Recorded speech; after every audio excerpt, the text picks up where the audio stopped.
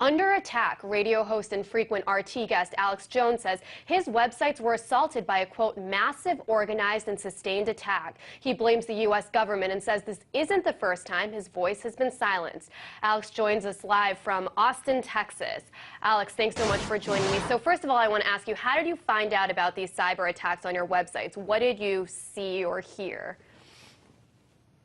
Well, I mean, just to be precise about this, last year during the swine flu situation, we got internal Texas documents that the feds were really at a level 6, and then we got massive distributed denial of service attacks from all over the world, shutting down our sites for part of the time over 2 days. So we don't know the government did this. We suspect it. And I have several great IT guys here. They can see exactly what's happening. We also have software that recognizes it. We have huge servers, CDN systems, and we could just see the massive zombie computer attacks. That's where the hackers go in and access tens of thousands of computers around the globe in businesses, universities, people's homes who don't know they're being used, take the computers over, and then have them make thousands of requests a minute via thousands of computers making thousands of requests a minute until it shuts your website down. And so that was launched yesterday at about 1 p.m. Central. It was launched again at 1 p.m. Central today. So the attack stopped this morning, but then started again this afternoon. Last time, the hackers never contacted us, but we believe it had to do with the flu information that we were putting out and exposing. This time, we're not sure. I had one of the leaders of the Icelandic parliament on, and that's right when the attack started yesterday at 1 o'clock when she joins us. She was Birgitta Jones-Dottir, and she's one of the main leaders of the opposition that successfully got a referendum passed telling the Goldman Sachs oligarchs that the public wasn't going to pay back money to the banks that they didn't owe. Okay, and so that Alex, may have been what it was. Alex, you said that sites that pose a fundamental threat to the anti-free speech agenda of the elite are being targeted. What do you mean by that? Oh, absolutely. In fact, Kurt Nimmo at Infowars.com, Paul Watson at PrisonPlanet.com have linked to Pentagon papers and speeches the last 2 years with the new cybersecurity command that they've already set up before the law's even been passed, saying they're going to counter American bloggers domestically with disinformation. Cass Sunstein at the White House has said they're going to try to provocateur violence. They've said that they will hack and attack sites inside the United States that are anti-war, that are anti-Federal Reserve, that are anti-banking takeovers. And so we know this is going on. We know the White House is openly talking about this in this administration and the last administration.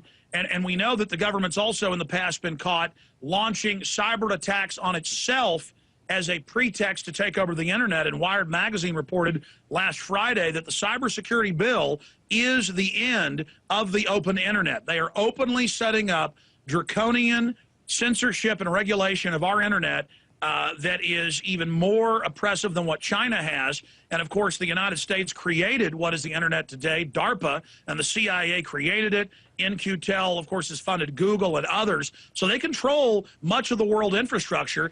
And Yahoo and Microsoft helped build the censorship systems in China, so they certainly know how to do it. And so we know the government has said that they will attack people they disagree with. We know they've gone after Cryptome. We know they've gone after WikiLeaks. We know the Italian government's going after folks. Yeah, Alex, and you know, that's something that we're talking about a lot here on RT, about the whole issue of internet freedom, especially when it comes to Google and China. But I want to move on to this whole article that Jesse Ventura wrote in the Huffington Post. You know, the Huffington Post ended up killing that article, which he wrote about 9/11, saying that they don't support conspiracy theories. Obviously, this goes along with our whole theme about a free internet. What did you make of that? Oh, that's a great question. I actually interviewed Dick Russell, the co-author with Jesse Ventura, and I got a call yesterday from Ventura's people telling me that this had happened. And we have the censored article actually up on Infowars.com and PrisonPlanet.com for now, because they've also been being attacked. So we hope people get through these different hoops with all this censorship. But the Huffington Post invited Jesse Ventura to write 2 articles for them. They did publish one last week about U.S. government drug dealing and left that up. But 1 hour after this went up on the Huffington Post, they pulled it down and put out a letter to them saying, we will not allow any conspiracy theories on the Huffington Post. But I think this has backfired on them because now the book, American Conspiracies, that is really has a lot of powerful information in it, is just getting more attention because of this censorship. But there is a massive persecution going on in the United States against 9/11 Truth. I predicted 3 months ago that we would see staged events in the U.S. or provocateur events to be blamed on 9/11 Truth. 9/11 Truth had never engaged in any violence before. It's all about being nonviolent and exposing false flag, staged government terror.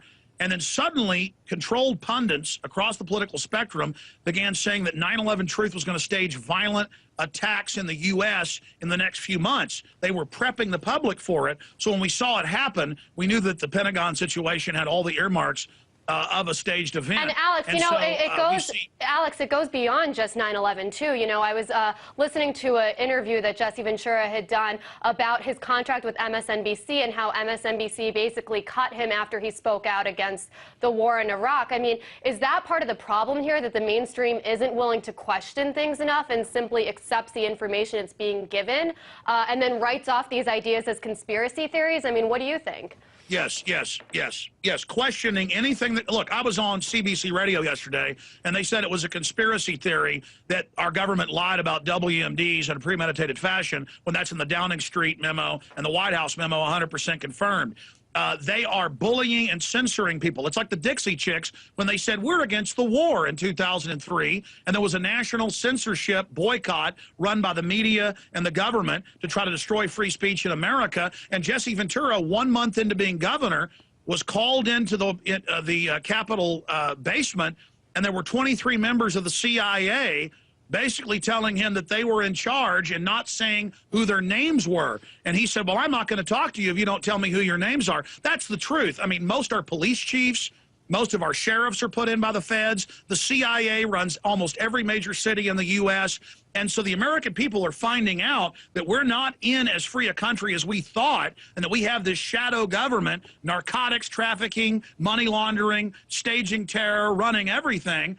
And the American people are getting upset because it was one thing to have a shadow government when we still had money and our homes. But now the banks are taking everything we got and destroying the nation. I think that's a great point, and unfortunately that's all the time we have for right now. But, you know, Jesse Ventura has a lot to say about the U.S. government's position on 9/11 and the Huffington Post removing his article. And he spoke with RT's Anastasia Churkina about it. You can read his comments on RT.com and catch the interview tomorrow night right here on RT.